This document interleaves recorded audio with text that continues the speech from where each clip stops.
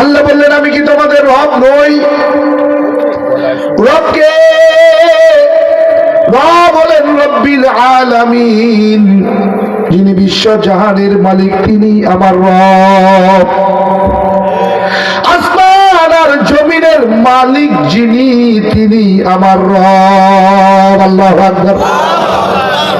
রবকে রব বলেন তিনি যিনি আর রহমানির রহিম, যিনি পরম করুণাময় আর পরম দয়ালু, তিনি হলেন আমার রব। রবকে বলেন বলেন মালিকি ইয়াউমিদ্দিন, যিনি বিচার দিনের মালিক। কি দিনের? বিচার দিনের মালিক তিনি হলেন আমার রব। বলে কেন? বিচার যিনি করেন, আমরা আমাদের দেশে তাদেরকে কি বলি?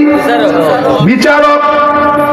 যিনি বিচার করবেন তার নাম আরবি ভাষায় হবে হাকিম।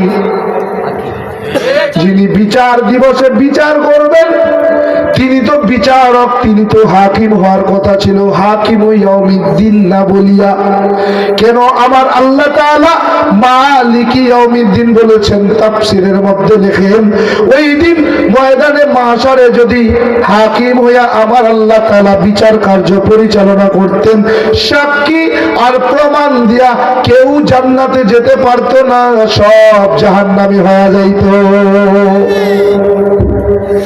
এজন্য আমার আল্লাহ তাআলা ওই বিচার দিনের বিচারক না হইয়া মালিক হইলেন। বলে মালিক কেন হয়েছেন?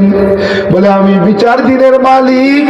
ওই দিন আমার মন মতো বিচার কার্য পরিচালনা হবে, কোনো সাক্ষী আর প্রমাণ প্রয়োজন হবে না। হ্যাঁ, ওই দিন কোনো সাক্ষী প্রমাণ লাগবে না, আমার ইচ্ছা মতো বিচার কার্য পরিচালনা হবে। যাকে খুশি আমি জান্নাত দিব, যাকে খুশি জাহান্নাম দিব। কেউ আমাকে জবাবদিহির কাঠ গড়ায় দাঁড় করাতে পারবে না। এজন্য আমি বিচার দিনের মালিক। রবকে রব হলেন আর রাজ্জাক, যিনি সর্বোচ্চ রিজিক দাতা। যখন তোমাকে আমাকে কেউ খাওয়ায় না পড়ায় না, যিনি তোমাকে আমাকে খাওয়ায় পড়ায় লালন পালন করেন তিনি হলেন আমার রব।